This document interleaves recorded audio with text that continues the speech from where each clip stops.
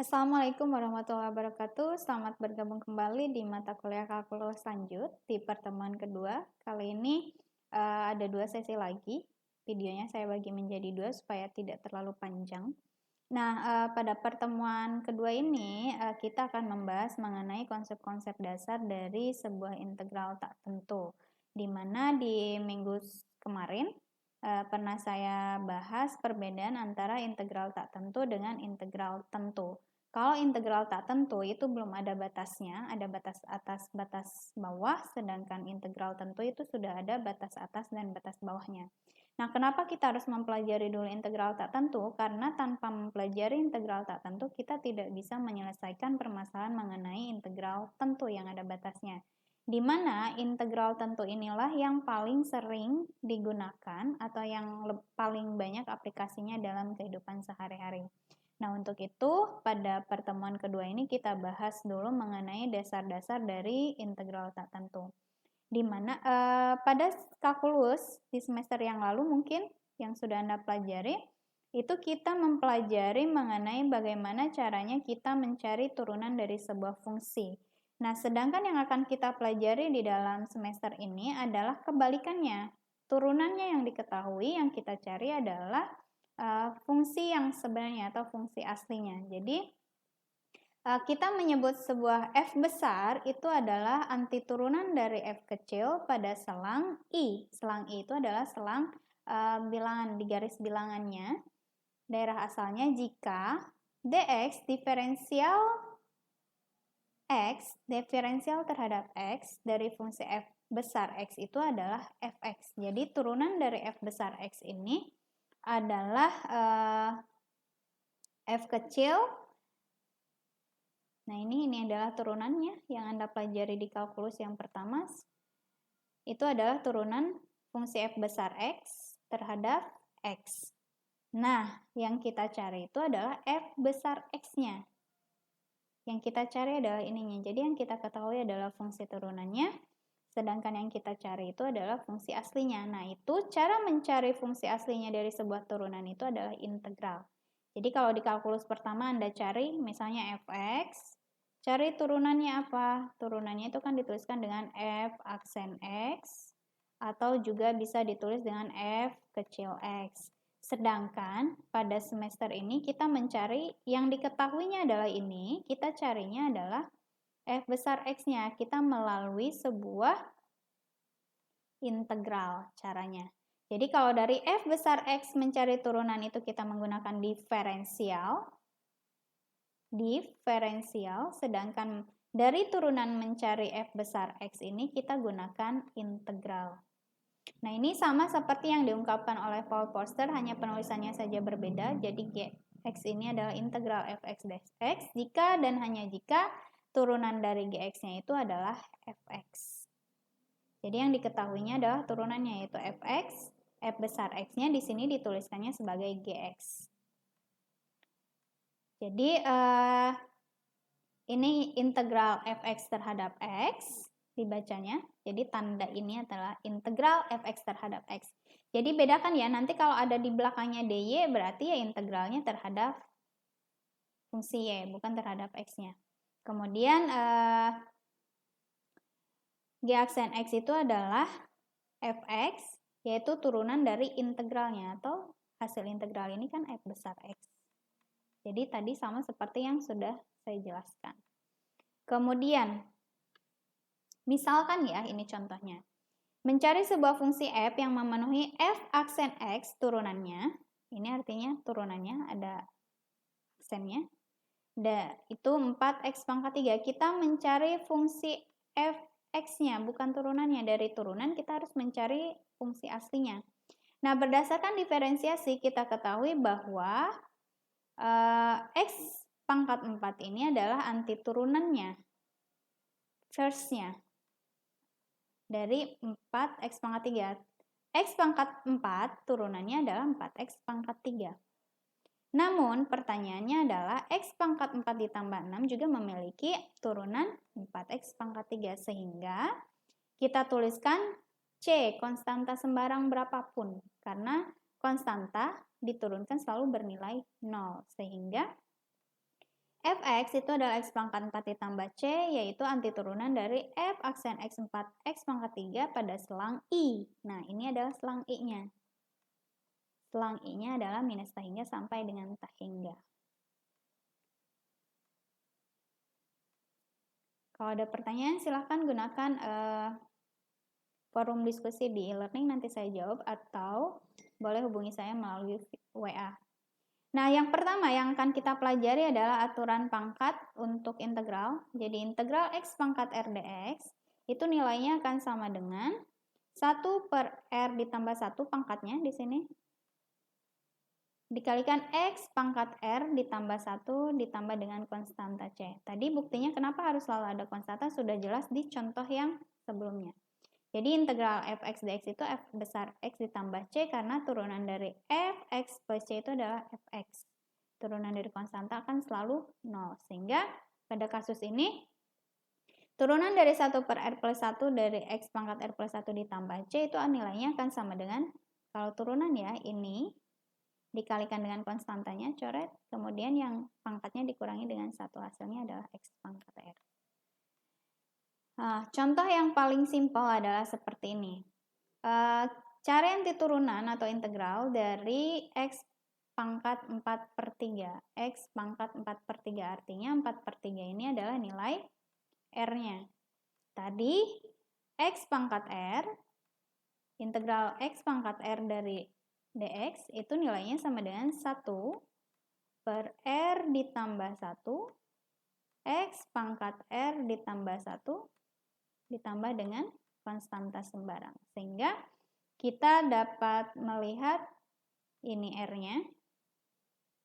Jadi R 1 per R ditambah 1.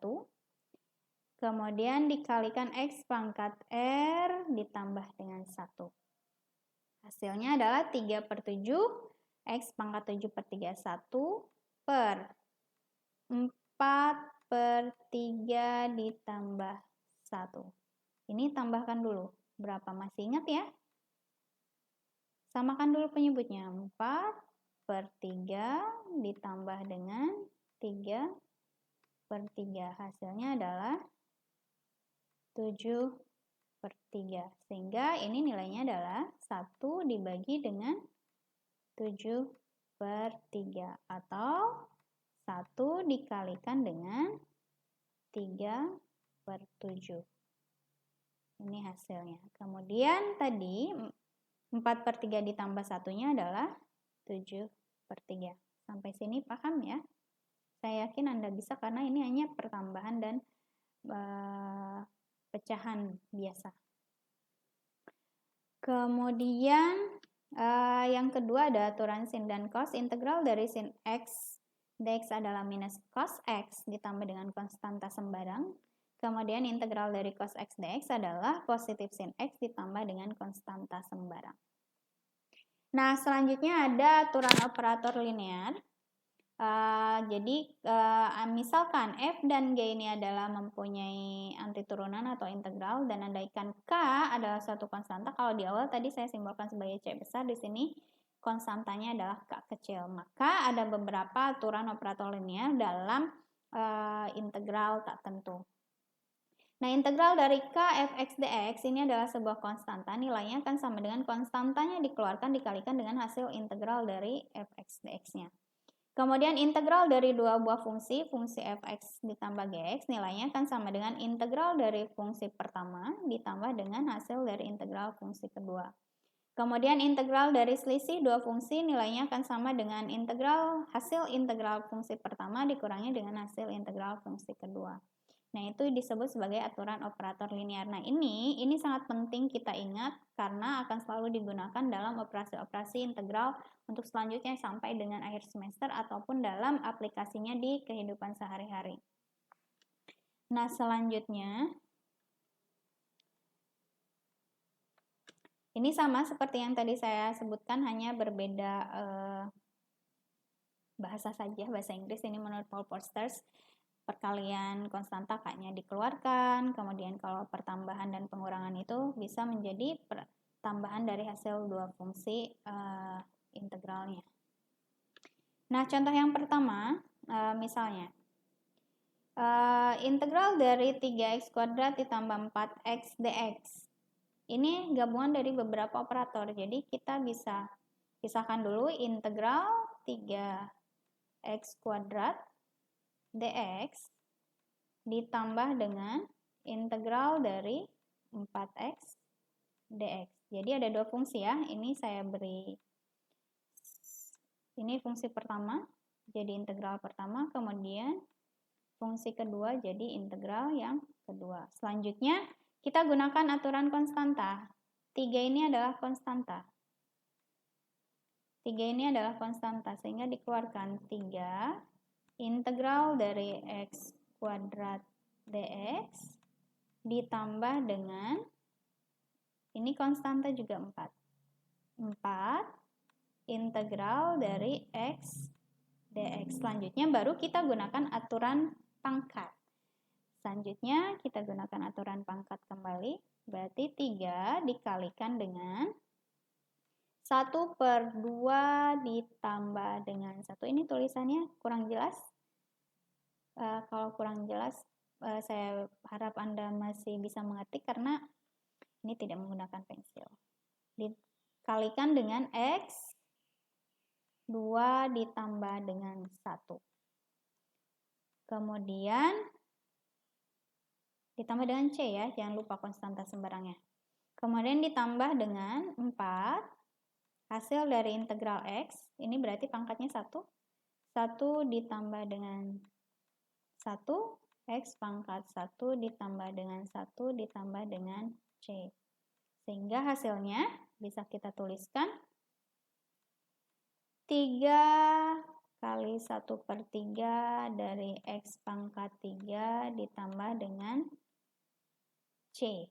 Kemudian ditambah dengan 4 dikali 1/2 x pangkat 2 ditambah dengan C lagi. Kemudian 3/3 itu coret, berarti 3. Berarti x pangkat 3 ditambah dengan 2 x kuadrat ditambah dengan C. Sembarang dengan sembarang digabungkan akan tetap menjadi nilai konstanta sembarang. Sampai di sini paham ya? Semoga bisa dipahami. Kemudian jadi kita gunakan sifat yang pertama adalah integral dari dua fungsi, kemudian kita gunakan aturan untuk konstanta. Nah, selanjutnya yang ini juga sama. Nanti kita pisahkan dulu. Yang ini dipisahkan menjadi fungsi pertama, ini dipisahkan jadi fungsi kedua, ini dipisahkan jadi fungsi ketiga. Kemudian yang ini juga sama, pisahkan jadi fungsi pertama, ini pisahkan dari fungsi yang kedua. Nah, jawabannya seperti ini. Ini tadi sudah saya bahas, jadi ada dua fungsi. Kemudian gunakan aturan operator K-nya, konstantanya dikeluarkan, gunakan aturan pangkatnya. Nah, yang contoh yang kedua, kita memiliki 3 fungsi, dipisahkan dulu. Fungsi yang pertama adalah ini, kemudian fungsi yang keduanya adalah minus 3U. Ini minus ya, mengikuti sesuai fungsinya. Kemudian plus 14. Baru kita gunakan aturan pangkat lagi. Pangkatnya kan 3/2, tinggal 1/3/2 ditambah 1. Kemudian 3/2 ditambah 1 ditambah dengan C. Selanjutnya fungsi yang kedua, yang ini 3U kan menggunakan aturan yang tadi 3 dibagi dengan, ini pangkat 1, 1 ditambah 1 adalah 2, kemudian pangkatnya 2, C/2. Kemudian 14U, kenapa menjadi 14U? Ini sama dengan 14 dikalikan U pangkat 0. Ingat ya, pangkat 0 itu nilainya 1, bukan 0. Berapapun nilai dipangkatkan 0, nilainya akan sama dengan, sehingga tadi 1, 0 ditambah dengan 1, U pangkat 0 ditambah 1, sehingga hasilnya adalah 14U. Nah, hasil akhirnya ini saya percaya Anda bisa menghitungnya karena ini hanya pecahan biasa dan pertambahan, apalagi sudah lulus kalkulus. Nah, hasilnya adalah 2/5, U pangkat 5/2 dikurangi 3/2 U pangkat kuadrat ditambah dengan 14U ditambah dengan C. Kemudian contoh yang terakhir adalah fungsi 1 per T kuadrat tambah akar pangkat 2T. Yang ini kita pisahkan menjadi dua fungsi. Kemudian yang ini saya untuk memudahkan perhitungan, akar pangkat 2 itu diganti menjadi pangkat. Ingat akar pangkat 2 itu kan di sini 2, berarti pangkatnya 1 per 2. 1 per 2, kemudian gunakan aturan pangkat kembali. Minus 1 per T. Kenapa jadi minus 1 per T yang ini? 1 per T kuadrat itu sama dengan T pangkat minus 2. Sehingga integralnya adalah 1 per minus 2 ditambah dengan 1. T pangkat minus 2 ditambah dengan 1. Ini 1 minus 1 per 1. T pangkat minus 1. Sehingga minus dari 1 per T. Nah ini. 2 per 3 ditambah dengan 2 per 3, T pangkat 3 per 2 ditambah dengan C. Paham ya? Ini mudah, karena sebenarnya mengingatkan lagi apa yang sudah Anda pelajari di SMA atau SMK. Kemudian ada yang disebut dengan aturan pangkat yang digeneralisasi atau digeneralisir, diperluas. Nah, andaikan G ini adalah suatu fungsi terdiferensiasikan, G ini adalah suatu fungsi yang terdiferensiasikan, dan R adalah suatu bilangan rasional bukan minus 1, ingat bilangan rasionalnya bukan minus 1, maka integral dari G X pangkat R dikalikan dengan G X turunannya, ini harusnya di sini. G aksen X dx nilainya sama dengan 1 per R plus 1, ini adalah sebuah fungsi. Jadi kalau tadi itu adalah X pangkat R, kalau di sini X-nya dalam bentuk fungsi. Fungsi di sini, fungsi. Yang dipangkatkannya adalah fungsi. Pengertian yang sama yang diungkapkan oleh Paul Poster, tapi di sini dimisalkannya sebagai U. Fungsinya adalah U. Nah, contohnya seperti ini. Jadi, hitunglah integral dari X pangkat 4 ditambah dengan 3X pangkat 3. Dipangkatkan 30, dikalikan 4X pangkat 3 ditambah 3. Nah, pertama yang menjadi catatan, Anda periksa fungsi di belakangnya itu merupakan turunan dari fungsi yang di depannya atau bukan di sini. Misalnya lihat di sini. 4X pangkat 4 itu turunannya betul 3. 4X pangkat 3, betul ya. Kemudian 3X turunannya betul atau tidak? 3. Berarti ini kita bisa gunakan aturan pangkat yang diperluas tadi. Sehingga kita sebut bahwa ini adalah fungsi Gx-nya. Gx-nya itu adalah X pangkat 4 ditambah 3. Kemudian turunannya, yang ini, adalah G aksen X-nya, yaitu 4X pangkat 3 ditambah dengan 3. Sehingga kita dapat tuliskan bahwa X pangkat 4 ditambah 3X itu adalah Gx, dipangkatkan 30, kemudian 4X pangkat 3 ditambah dengan 3 itu adalah G aksen X ya ini, dx.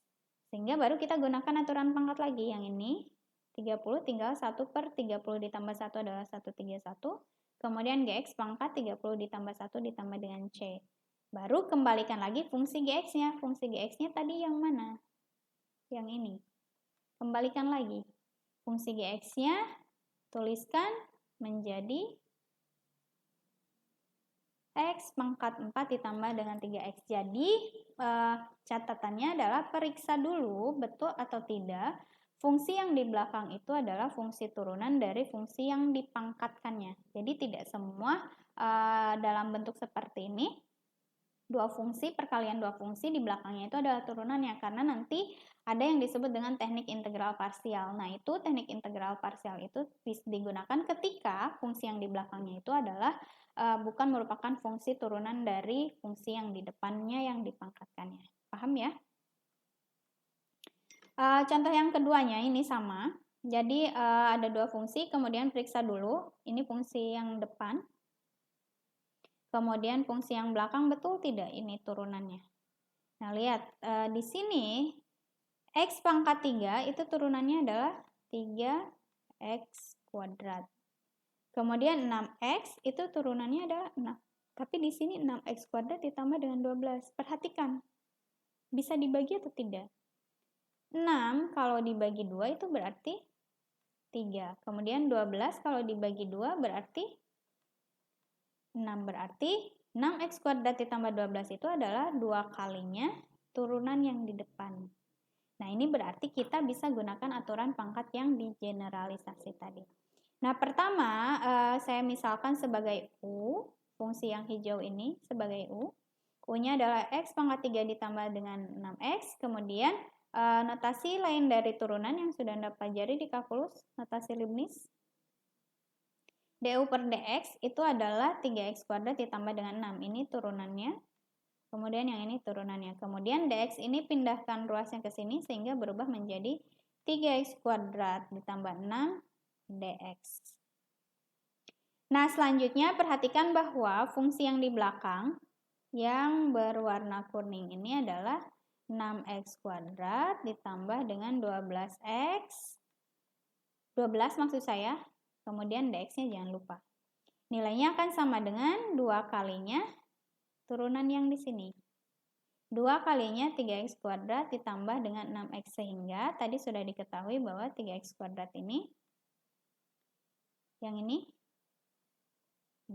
warnanya hijau, yang ini itu sama dengan du, yaitu sehingga diperoleh bahwa 6x kuadrat ditambah dengan 12 dx itu nilainya adalah 2 du. Baru kita substitusikan ke dalam integral yang akan kita selesaikan. Nah, di sini tadi kita ketahui bahwa fungsi ini kita rubah menjadi U, yaitu di sini menjadi U pangkat 5. Kemudian fungsi yang di belakangnya 6x dx, 6x kuadrat tambah 12 dx itu adalah 2 du. Sehingga berubah menjadi 2 du di sini. Artinya konstanta yang di sini kita bisa pindahkan ke depan menggunakan aturan operator linear yang tadi. Sisanya adalah U pangkat 5 du. Baru kita gunakan aturan pangkat lagi. 1 per 5 ditambah dengan 1, U pangkat 5 ditambah dengan 1. Sehingga 1 per 6 dikali 2 adalah 1 per 3. U pangkat 6 ditambah dengan 2C. 2 kalinya konstanta. Sehingga baru kita tuliskan U-nya kembalikan lagi. U di sini kita kembalikan sesuai dengan fungsinya yang tadi di sini. Yaitu X pangkat 3 ditambah dengan 6X dipangkatkan 6. Kemudian konstantanya supaya lebih enak dilihat itu saya tuliskan menjadi K besar. Ini sama saja konstanta sembarang artinya. Nah, itu adalah cara mengintegralkan sebuah fungsi ketika menggunakan aturan pangkat yang digeneralisasi atau yang diperluas. Sampai sini paham ya? Kemudian selanjutnya ada yang disebut dengan persamaan diferensial. Ingat tadi integral itu adalah kebalikan dari diferensial. Jadi kita mencari fungsi dari fungsi yang aslinya, fungsi yang sebenarnya dari sebuah fungsi turunan. Nah, di sini persamaan diferensial itu di dalamnya ada persamaan-persamaan yang mengandung turunan dari sebuah fungsi. Nah, sebarang persamaan dengan yang tidak diketahui berupa suatu fungsi yang melibatkan turunan dari fungsi yang tidak diketahui ini disebut sebagai persamaan diferensial. Kemudian persamaan diferensial biasa itu adalah persamaan yang memuat satu atau lebih turunan dari fungsi satu kubah yang tidak diketahui.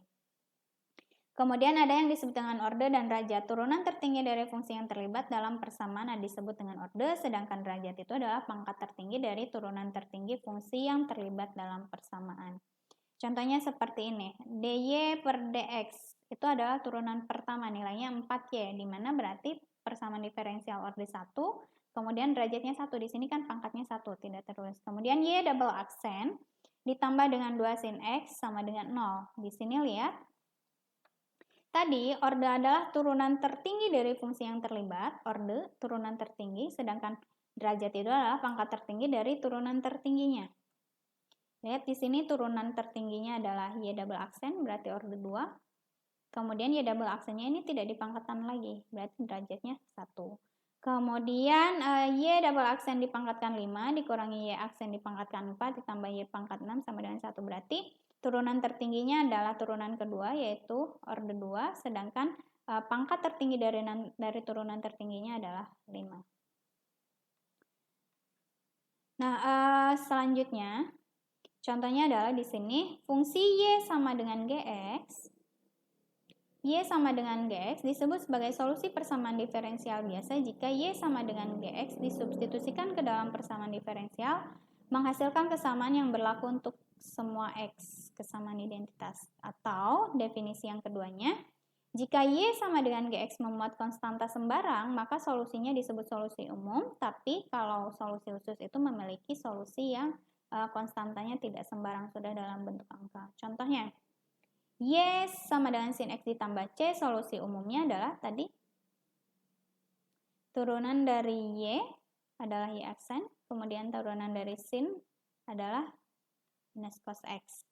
Nilainya adalah 0, karena sin X ditambah C aksen dikurangi cos X itu nilainya cos X dikurangi cos X sama dengan 0.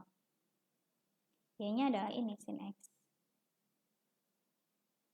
Turunannya adalah cos X. Cos X dikurangi cos X ya, sama dengan 0. Kemudian Y sama dengan cos X ditambah dengan 5 adalah solusi khusus dari Y aksen ditambah dengan sin X sama dengan 0. Cos X ditambah dengan 5 diturunkan ditambah dengan sin X minus sin X ditambah dengan sin X. Turunan dari 5 kan 0. Berarti ini adalah solusi khusus. Jadi konstantanya jelas kalau di sini. Ini disebut solusi khusus. Tapi kalau konstantanya masih sembarang belum dituliskan berarti itu adalah solusi umumnya.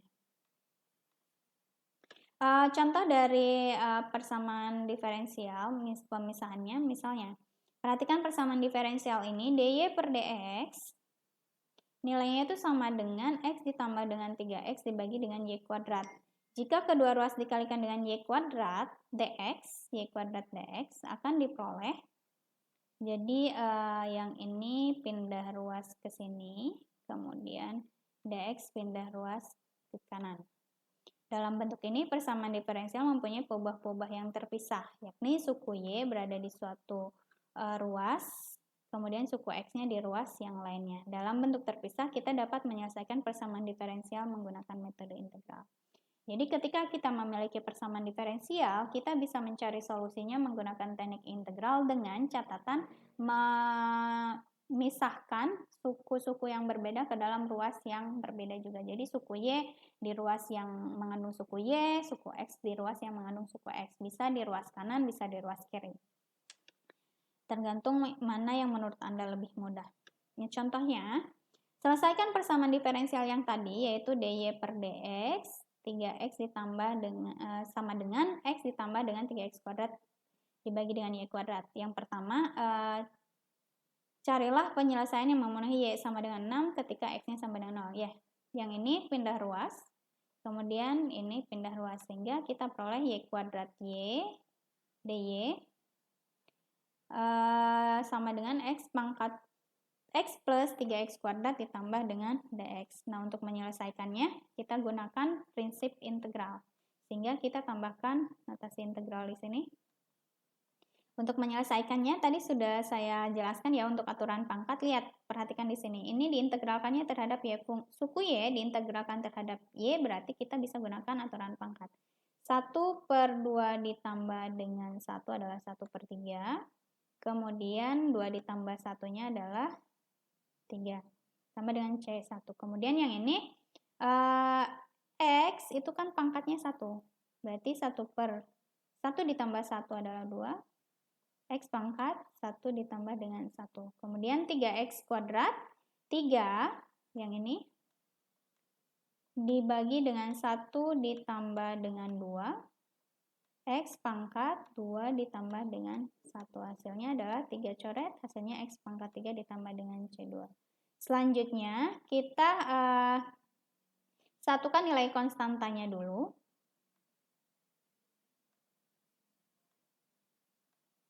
Yang ini saya pindahkan ruasnya, berarti pindah ke sini. Kemudian 1/3 ini pindah ruas ke kanan, artinya dikalikan. Nah, di sini berubah. Berarti Y pangkat 3 itu adalah 3/2, kalikan ke sini. 3/2 X kuadrat ditambah dengan 3 X pangkat 3 ditambah dengan selisih. Ini saya sebut menjadi C besar. Konstanta sembarang dikurangi dengan konstanta sembarang itu nilainya akan menjadi sebuah konstanta juga. Kemudian dikalikan dengan 3 nilainya akan selalu menjadi konstanta sembarang juga. Sehingga saya simbolkan atau notasikan sebagai C besar. Sehingga solusi umumnya adalah akar pangkat 3, lihat di sini. Dari 3/2 X kuadrat ditambah dengan 3X pangkat 3 ditambah dengan C. Nah, tadi cari penyelesaian ketika Y-nya sama dengan 0, kemudian X-nya sama dengan Y-nya sama dengan 6 maksud saya, X-nya sama dengan 0, sehingga tinggal disubstitusikan saja. Y-nya kan di sini 6. Kemudian X-nya substitusikan ke dalam persamaannya. Di sini 0. Nah, hasilnya adalah C-nya diperoleh 216, sehingga solusi khususnya adalah akar pangkat 3 dari 3/2 X kuadrat ditambah dengan 3X pangkat 3 ditambah dengan 126. Nah, ini yang membedakan antara solusi umum dan solusi khusus. Kalau solusi khusus, C-nya sudah berubah dalam bentuk angka, kalau solusi umum masih konstanta C sembarang. Nah, untuk memperoleh solusi khusus harus diketahui Y-nya berapa, titik mana yang ingin dicari. Y-nya berapa, X-nya berapa. Sampai di sini paham ya?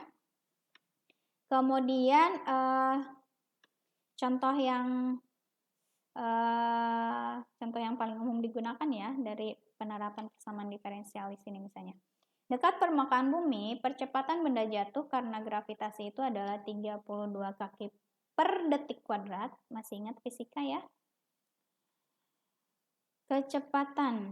Percepatan di sini. Percepatan benda jatuh karena gravitasi itu 32 kaki per detik kuadrat katanya. Percepatan benda jatuh.